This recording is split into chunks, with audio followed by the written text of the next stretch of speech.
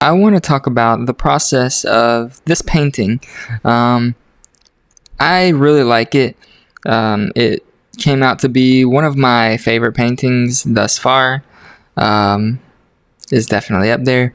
And it started out kind of unsure. Like, I had an idea. I knew that I wanted to do some kind of nun or uh, priestess or, something like that. I knew I wanted to do something like that, and I'd been wanting to do it for a couple of days. So you can see here I went through a couple of sketches, and I found a reference photo. I bought a reference pack on ArtStation. Uh, I love to do that. I love to go to ArtStation and look for different reference packs and purchase those because they're usually very high quality photos, and you're also supporting photographers in the process. And we really, artists and photographers are kind of kindred spirits in a lot of ways, and we kind of we help each other and we support each other. It's really good to go and support your photographers out there. You will not regret it because, having these reference packs, you will create some of the highest quality art. So we got this pose that I was happy with. I thought it was pretty dynamic, pretty interesting. I started to go through a couple of different outfit designs until I came across one that I liked. This took a little bit. This, took quite a bit of like thinking and, trying to really figure out what looked good, because if you haven't tried it yet, I encourage you to go try. Try to draw a priest, someone in robes. It's fun. I love to draw cloth and things like that, but it's hard to make those shapes interesting. For me anyway.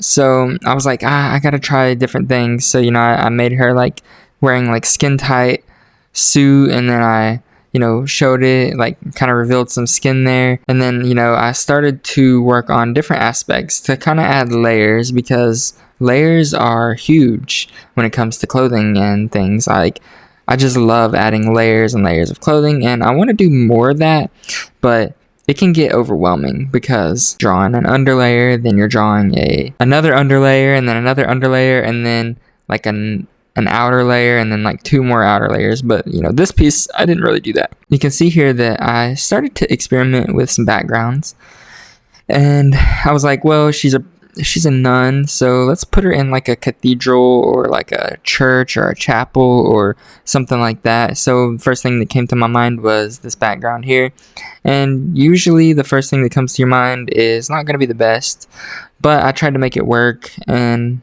ultimately I decided that I didn't like it, so I scrapped it and I started another background, as we can see here. So I was like, let's go from like a more of a grand scale here. So I started to work on the pews, and pews are surprisingly hard to draw. They really are. So I ended up doing like a flat layer there of like the sides of them, and then I like skewed the image and kind of put it into perspective, made things a lot easier. But then I started to try and add some kind of scale with the chapel in the background, and some pillars, and I loved that very Baroque type architecture. Elden Ring does a lot of that. They take a lot of inspiration from that, and I just love that. So I kind of tried to introduce a little bit of that here in this background, and I did like this background. I was liking it, but I was like thinking, and it looks cool, it looks interesting, but something about it didn't feel right to me. And you can see here I was like trying to make it interesting, and try different things to make this interesting, make it work, and I couldn't figure it out. And as you can see there on the character, I ended up actually just putting a full kind of dress or skirt or whatever over her clothing to, over her legs, because nuns, they don't really, they're not revealing, so I didn't really want to make her too revealing, so I figured I'd make it interesting in other ways.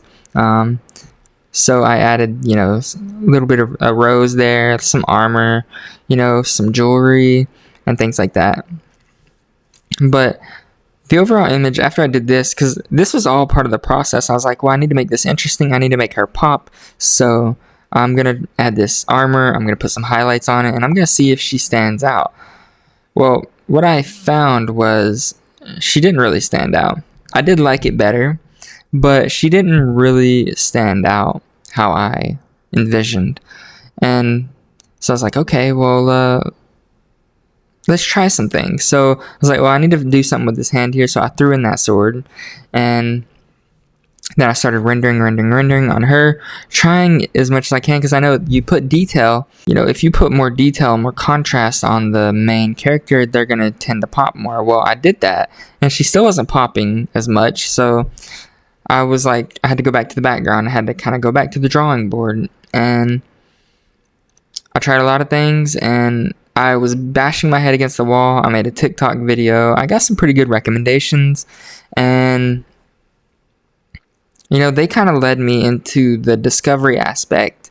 They kind of helped me in that direction of what needs to be different. There were a lot of people saying, oh, it's like a masterpiece, it's perfect, don't ruin it, it's great how it is, I love it. And then there were some that were giving some really good suggestions, and I did try a few of those. We haven't got to that point in this time lapse yet, but you'll see that here in a couple of minutes. Right now, I'm just working on the sword, trying to figure out something interesting with that. My thought here was, okay, since she isn't popping, I'm going to make this sword glow, and surely that'll make her stand out more. That'll make her more of a focus, but it ended up just drawing your eye more towards the sword, which is honestly okay, because the sword is a big part of the art as well. It's a big part of the focus as well. I'm going to take a sip of coffee here, and then we're going to continue with the commentary.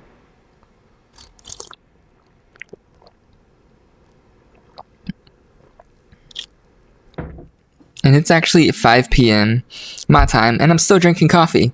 Around this time, I tend to get tired, and so sometimes I'll make an extra cup of coffee. So, right here, the time lapse isn't showing too much. I'm actually watching it while doing this voiceover, because it kind of helps me follow in the tracks, and I can kind of give you my thoughts as I'm going at this point in the video. At this point, you can see that I started to experiment more with the background, and it flew by very quickly, and it actually didn't show all the different iterations that I went through, because the way the program records the time lapse, so if you undo it or you delete it, then it's not going to be there in the final version.